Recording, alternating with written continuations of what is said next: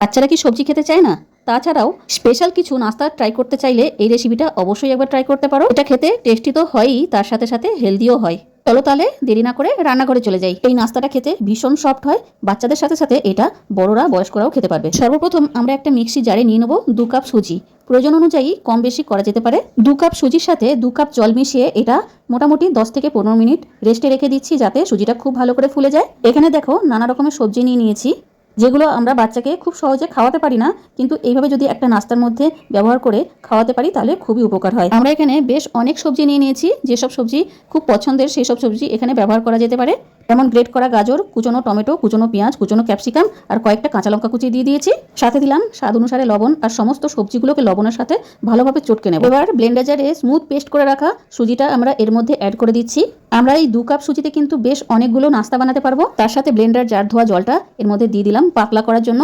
এটা কিন্তু কতটা মোটা হবে ঠিক করে দেখে নাও, একদম পাতলাও হবে না, খুব বেশি গাঢ়ও হবে না, ঠিক এইরকম টেক্সচার হতে হবে। এর মধ্যে আমি দইও অ্যাড করিনি, তাছাড়াও বেকিং পাউডার কিংবা ইনো ফ্রুট সল্টও আমি এর মধ্যে ব্যবহার করিনি, কারণ এটা আমি খুব সহজ পদ্ধতিতে কম উপকরণ দিয়ে তৈরি করতে চেয়েছি। কারণ এটা আমি আমার পুচকে সোনার জন্য বানিয়েছি, তার জন্য আমি বেকিং সোডা, বেকিং পাউডার কিছুই অ্যাড করিনি। এবার আমরা একটা চাটনি বানিয়ে নেবো, তার জন্য কড়াইয়ে দিয়েছি সর্ষে ফোড়ন, এর মধ্যে দিয়েছি 1 মুঠো চিনেবাদাম, তাতে দিয়েছি কয়েক কোয়া রসুন, কাঁচা লঙ্কা 2-3টে আর কারি পাতা দিলাম।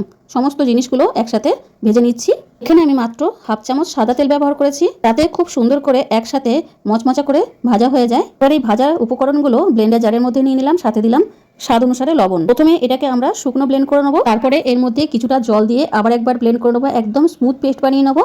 আমরা যেহেতু এর মধ্যে আগের থেকে সর্ষে ফোড়ন দিয়ে রেখেছি, সুতরাং এর মধ্যে আর কোনো আলাদা করে তড়কা দেওয়ার প্রয়োজন নেই। আর ব্লেন্ডার জার ধোয়া জল দিয়ে অনেকটা পাতলা করে নিয়েছি চাটনিটা। আগের থেকেই তাওয়া বসিয়ে রেখেছিলাম গ্যাসের উপরে, হাই ফ্লেমে খুব ভালো করে হিট করে নিয়েছি।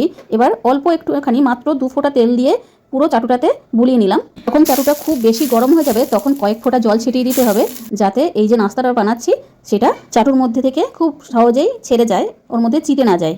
চাটুর সাথে লেগে গেলে কিন্তু ছাড়ানো খুব মুশকিল হয়ে যাবে, সেই কারণে জল ছিটাতে হয়েছে। আমরা যখন দোকানে কিংবা ঠেলা গাড়িতে উত্তপ্পম, ধোসা খেতে যাই তখন কিন্তু তারাও চাটুটা খুব বেশি গরম করে তার মধ্যে জলের ছিটে দিয়ে দেয়। এবার 1 ডাবু করে ব্যাটার নিয়ে পুরো তাওয়ার মধ্যে ভালোভাবে স্প্রেড করে দিতে হবে, যাতে ইভেনলি সব দিক থেকেই সমানভাবে মোটা থাকে। আর নাস্তাটাকে দুদিক থেকে সমানভাবে কুক করে নিতে হবে, যাতে একটু ক্রিস্পি ভাব চলে আসে। আশা করছি তোমরা খুব ভালো করে বুঝে যাবে কিভাবে আমি নাস্তাটা বানালাম। তোমাদের বোঝার সুবিধার্থে আমি আবার একটা নাস্তা বানিয়ে দেখাচ্ছি। তোমরা হয়তো লক্ষ্য করেছো, প্রথম নাস্তাটা বানানোর সময় আমি 2 ফোঁটা তেল তাওয়ার মধ্যে বুলিয়ে নিয়েছি, দ্বিতীয়বার বানানোর সময় কিন্তু আমি 1 ফোঁটাও তেল ব্যবহার করিনি। সুতরাং এই নাস্তাটা খুবই কম তেলের মধ্যে তৈরি হয়। সমস্ত নাস্তাগুলো আমি এইভাবেই তৈরি করে নিয়েছি।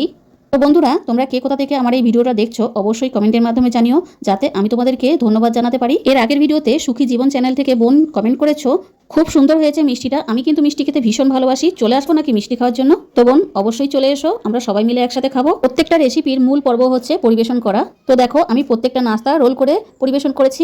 বন্ধুরা আজকে এতটাই, পরবর্তী আবার একটা রেসিপি ও ভিডিও নিয়ে হাজির হব। ততক্ষণ ভালো থেকো, সুস্থ থেকো।